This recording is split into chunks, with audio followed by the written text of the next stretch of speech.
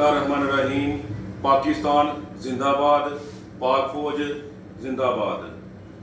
ये जो मुल्की हालात चल रहे हैं इस वक्त जंग के हालात हैं, और मैं ये कहना चाहता हूँ मोदी, तुम्हारी इतनी औकात नहीं है कि तुम मुसलमानों का मुकाबला कर सको।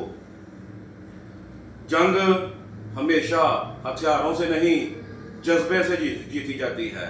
और एक शेर है अल्लामा इकबाल का कि निकल कर सहरा से जिसने रूमा की सल्तनत को उलट दिया था, सुना है मैंने कुदसियों से वो शेर फिर होशियार होगा।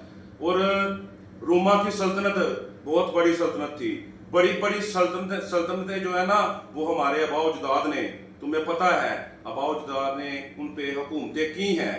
और 2029 में 27 में जब भी अनकरीब दिल्ली पे पाकिस्तान का परचम लहराएगा, और जब भी ये मत सोचना, जब भी ये हालात होंगे, पाकिस्तान की 25 करोड़ आबादी जो है ना, वो सारी पाक फौज है, वो सारी पाक आर्मी है। और हम सब इकट्ठे होके लड़ेंगे। और जब भी ला इलाहा इल्लल्लाह का नारा बुलंद होता है ना, तो हमारे जज्बे जो है ना वो ऊपर जाते हैं, और हम तुम्हें तबाह बर्बाद करके रख देंगे। और ये याद रखना कि मुसलमान जो है ना, उससे तुम मुकाबला नहीं कर सकते।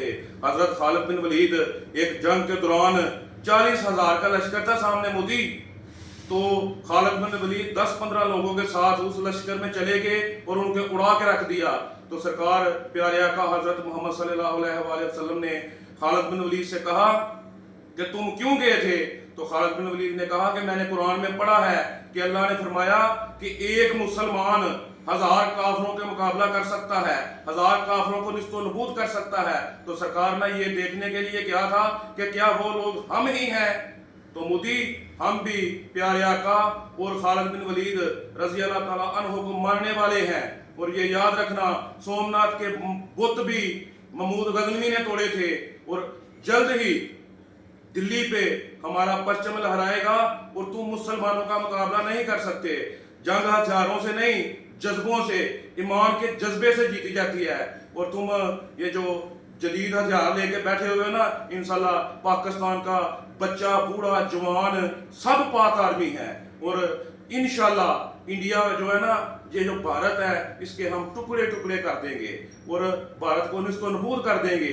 क्योंकि खालिद बिन वलीद ने एक जंग में ये भी कहा था, उसने कहा ना कि तुम्हें जाओ, तुम मक्के से उठ के आ गए, तुम्हें भूख और नंग इधर लेके आ गई है। क्योंकि सहाबा कराम जो है उन्होंने तहमत बांधे हुए थे, उनके पास पहनने के लिए जो है ना कपड़े भी नहीं थे। तो उसने कहा ना कि तुम्हें भूख और नंग लेके आ गई है। तो खालिद बिन वलीद ने, अभी खून कुरान में हराम है, लेकिन खालिद बिन वलीद ने उनसे कहा कि हम इधर, हमें भूख और नंग लेके नहीं आई, हमें पता चला था तुम लोगों का खून जो है ना बड़ा मजेदार है, हम तुम्हारा खून पीने के लिए आए हैं। और मोदी, हमें भी पता चला है तुम लोगों का खून बड़ा मजेदार है, हम तुम लोगों का खून पिएंगे और तुम्हें नज़्तो नबूद करके रख देंगे। पाकिस्तान जिंदाबाद, पाक आर्मी जिंदाबाद। अस्सलाम वालेकुम।